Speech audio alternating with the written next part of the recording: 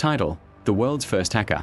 How a Magician Broke Wireless Communication in 1903. Description: Before cybersecurity was even a word, one man proved that no technology is unhackable. Travel back to 1903 and witness the incredible true story of Neville Maskelyne, a stage magician who publicly hijacked Guglielmo Marconi's secure wireless demonstration in a packed London theatre. This is the story of the first ever broadcast hack, a stunt that embarrassed a Nobel Prize winner and laid the groundwork for modern encryption and cybersecurity. 00:00. Imagine this. It's London, 1903. The air is electric with anticipation inside the Grand Lecture Hall of the Royal Institution. On stage is Guglielmo Marconi, the celebrity inventor, the man who tamed the airwaves. He's about to demonstrate his revolutionary invention, wireless telegraphy. He claims his system is perfectly private, perfectly secure. A message will be sent wirelessly from 300 miles away in Cornwall, and only his receiver, right here on stage, will be able to decipher it. The audience, filled with scientists and dignitaries, holds its breath. This is the future. But just before the demonstration begins, the equipment whirs to life unexpectedly. A Morse code signal starts clattering away on the printer. But it's not the message from Cornwall. Instead, it spells out a single word, over and over. RATS rats. 01:03. The room fills with confused murmurs. The operator looks flustered. The signal continues, this time with a personal, insulting poem aimed directly at Marconi. In that moment, in front of the world's scientific elite, Marconi's secure system had been publicly and spectacularly hacked. And the culprit? Not a rival scientist, but a mischievous stage magician.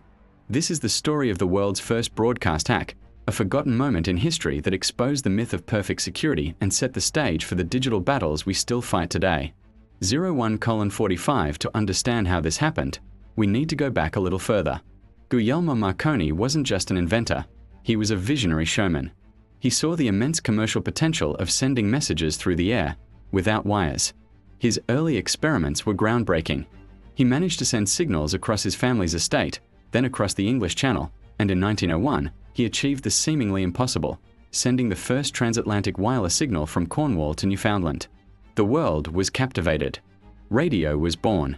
02:27. Marconi's company was on top of the world, but his technology had a fundamental flaw: privacy. Early radio was like shouting in a crowded room.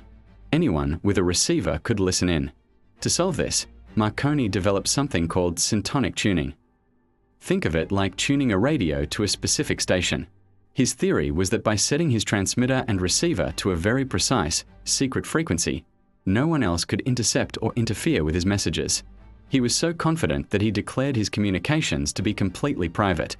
This demonstration at the Royal Institution was meant to be the ultimate proof. 03:15. But not everyone was a fan of Marconi.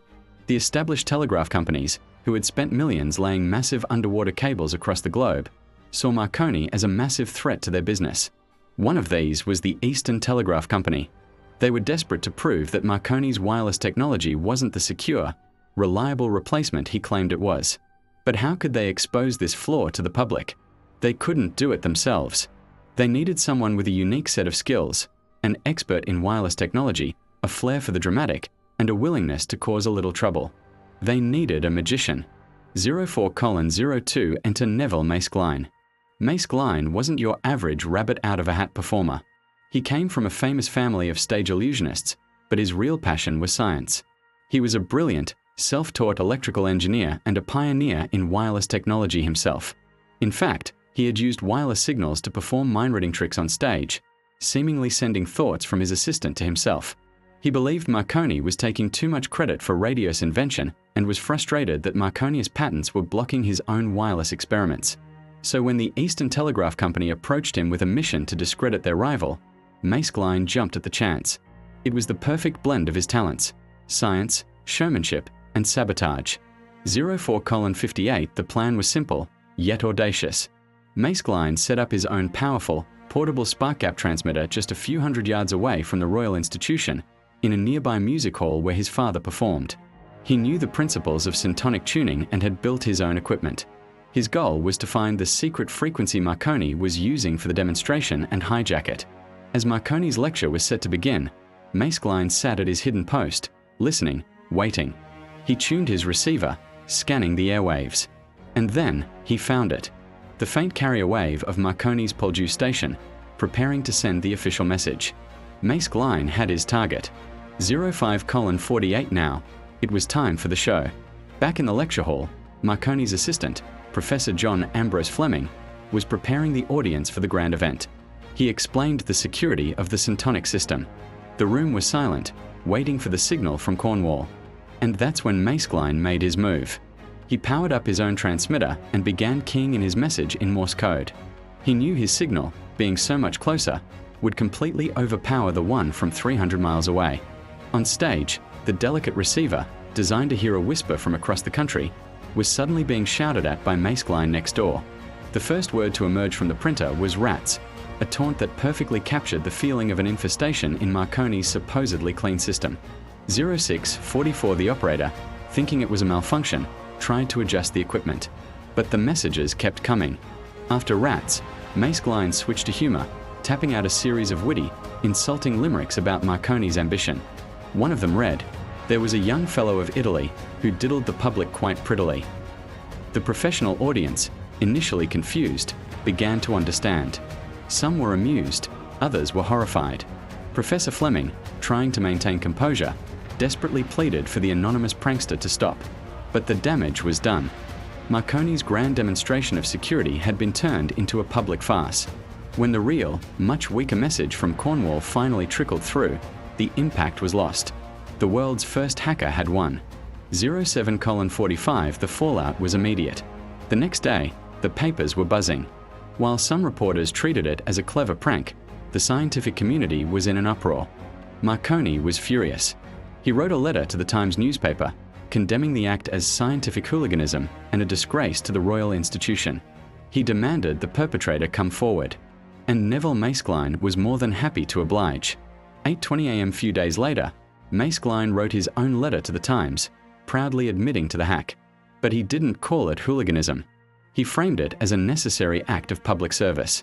He argued that he did it to expose a serious security flaw for the public good, especially since Marconi was trying to sell his system to the military. He wrote, "I have been credited with a desire to advertise myself. This is a mistake. My sole object was to expose a delusion."